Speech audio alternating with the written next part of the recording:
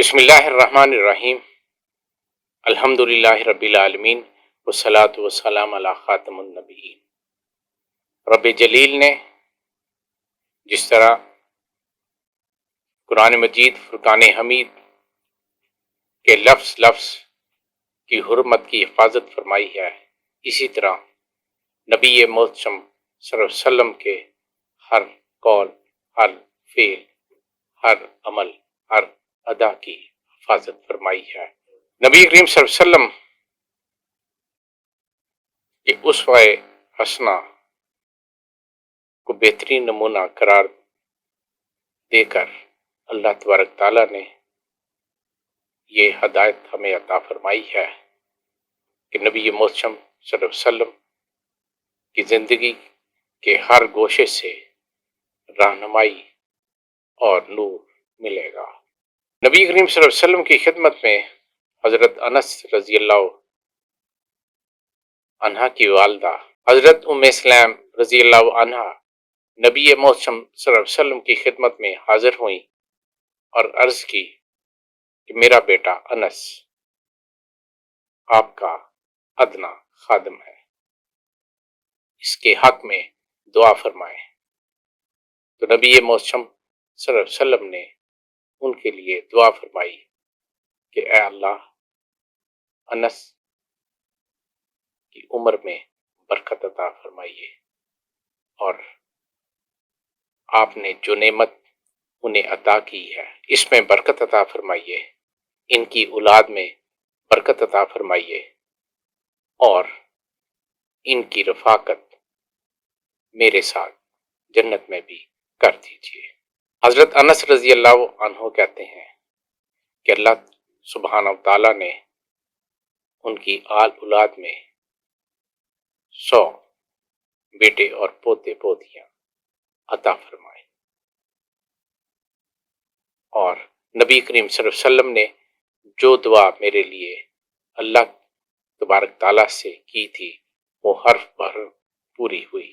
مجھے یقین ہے کہ نبی کریم صلی اللہ علیہ وسلم کی جنت میں میری رفاقت کی دعا بھی ضرور قبول ہوگی۔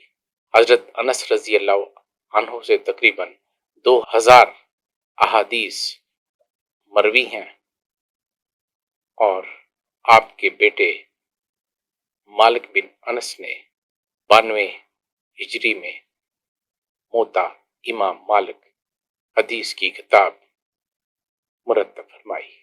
نبی کریم صلی اللہ علیہ وسلم کے پاس حضرت عبد الرحمن بن عوف تشریف لائے۔ حضرت عبد الرحمن بن عوف رضی اللہ عنہ اولین مسلمانوں میں سے ہیں، اور نبی کریم صلی اللہ علیہ وسلم کے ساتھ عزیز داری بھی ہے۔ حضرت عبد الرحمن بن عوف کی والدہ شفا بنت عوف نے حضرت آمنہ رضی اللہ عنہ کے لیے داعیہ کے فرائض بھی سر انجام دیے جب کائنات کی سب سے مبارک ولادت ہو رہی تھی۔ حضرت عبد الرحمن بن عوف نے نبی محتشم صلی اللہ علیہ وسلم سے اپنے لیے برکت کے حصول کی دعا کروائی تھی۔ حضرت عبد الرحمن بن عوف جب فوت ہوئے تو ان کے ترکے میں جو سونا تھا اس کو اکٹھا کرنے کے لیے لوگ بلائے گئے، اور کدالوں کی مدد سے انہیں توڑ توڑ کر اکٹھا کیا گیا۔ یہ سونا اتنا زیادہ تھا کہ جو کھودنے والے تھے ان کے ہاتھ زخمی ہو گئے۔ حضرت عبد الرحمن بن عوف نے اسلام کی خدمت میں بہت سارا مال راہ خدا دیا۔ حضرت عبد الرحمن بن عوف رضی اللہ عنہ کی ہر زوجہ کو 80,000 دینار ملے، تقریباً یہ آج کے حساب سے 8 ارب روپے بنتے ہیں۔ حضرت عبد الرحمن بن عوف نے وصیت کی، اور اس وصیت کے مطابق 5 گھوڑے، 100 اونٹ اور 50,000 دینار آپ کے ترکے میں سے بیت المال میں جمع کرایا گیا۔ اس سے قبل آپ نے ایک ہی دن میں 30 غلام آزاد کیے۔ آپ نے 100 گھوڑے جہاد کے لیے پیش کیے۔ آپ نے کئی دفعہ بیت المال میں عطیات جمع کروائے۔